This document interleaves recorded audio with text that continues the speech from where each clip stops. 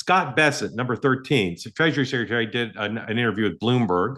By the time he come back to two-way, don't you think? He's been here in a while.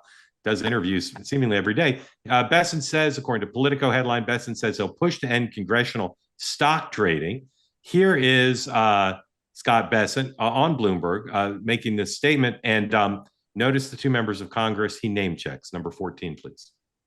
I am going to start pushing for a single stock trading ban because it is the credibility of the House and the Senate that you look at some of these eye-popping returns, whether it's Representative Pelosi, Senator Wyden. Every hedge fund would be jealous of them, and the American people deserve better than this. People shouldn't come to Washington to get rich. They should come to serve the American people, and it brings down trust in the system. Because I can tell you that if any private citizen traded this way, the SEC would be. Beverly, nothing I like more than a populist multimillionaire. I mean, I haven't looked at polling on this issue lately. The question of whether members of Congress should be able to do this, but seems like it's got to be like a 90-10 issue, right? Like nobody really before this. So Congress has always found a way to box it up, including when Nancy Pelosi was Speaker. Do you think with Scott Bessent's and administration backing that a version of this law will finally pass? I'm not sure if it will get through Congress. I would need to see where it splits down. But from a public perception standpoint, I think it's a winning issue. And it was a mic drop moment when he said that nobody should go to Washington to get rich. And that's just a winning message all the way across. And of course, Nancy Pelosi's name has always been in this topic as somebody who's been one of the worst offenders.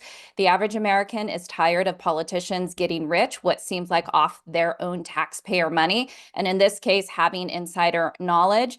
And I understand why Scott Bessent said what he did. It remains to be seen what Congress will do. Dan, I know you're going to tell me that Trump's gotten rich in Washington, but besides that, what would you like to say? I was just going to say, I mean, I think it was so comical to listen to him talk about that. When the Trump family on crypto, we don't even know because they won't fully disclose it.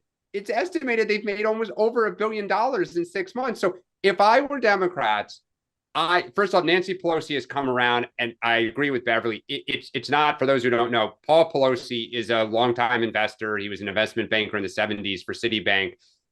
He's done very well. He's had, very good returns, and that has always raised eyebrows. And she's always historically not been in favor of this. She's now around. If I were the Democratic Party, I would simply say that the president, vice president, and all members of Congress and cabinet secretaries, because it was also reported today that Scott Bessent has not fully divested his own investments. Now, I think it's because they're so diverse, they're so broad, that it's taking time to unwind, particularly things that aren't public, meaning you can't just sell it on, the stock exchange.